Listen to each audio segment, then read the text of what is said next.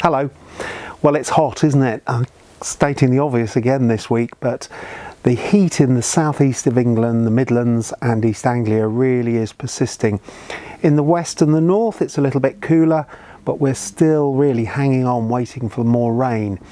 Odd shower here and there, but do you know, we really do need to keep on top of that watering because we can't rely on there being any rain over the next few weeks.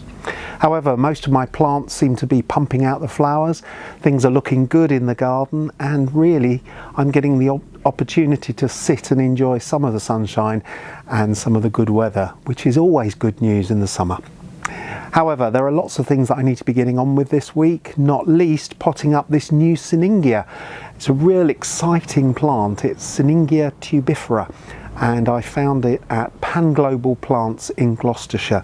I'm really pleased with it. The nice thing about it is that it has tubers rather like a potato, and you start it into growth. It does need to be kept frost free during the winter really to do its best, and then it grows quite strongly, and then long spikes of flower with long tubular flowers that are beautifully scented.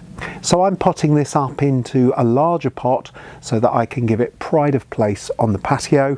I'm just using a general purpose peat-free compost and just choosing a slightly larger pot, potting it up into that nice and firmly, watering it in well, and then putting it in position. Now, as I've already said, watering is a bit of a problem this year, and if like me you're a bit of a plantaholic and you've managed to accumulate lots of plants in pots that haven't gone into the ground yet, really I think you're best off keeping them in a cooler, shadier position where they're not going to dry out, rather than planting them and run the risk of losing them. So I'm going to stand mine into water trays. Just make sure that the water tray is level so that each plant gets an equal amount of water.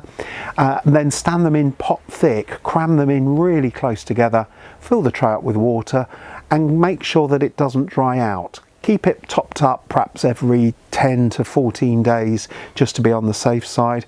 Don't leave water in there all the time because you can kill some of the roots. And another important job with all this heat is to keep picking the sweet peas. Now these have done well in spite of the heat, although the bloom size this year is considerably reduced and also the stem length. But do whatever you can to make sure that the plants are picked over every day or two so that you don't leave any flowers that will produce seed pods, which will then stop the plants from flowering. So, a quick roundup of the things I'm doing in the garden, as well as all that watering. Please make sure that you get time to enjoy the garden and sit down and relax, because who knows when we'll get a summer like this again. But in the meantime, if you need any more reminders of things to do in your garden, then have a look over the last few weeks on my YouTube channel and subscribe to it while you're here, because there's all sorts of jobs that really are relevant to this summer. In the meantime, happy gardening.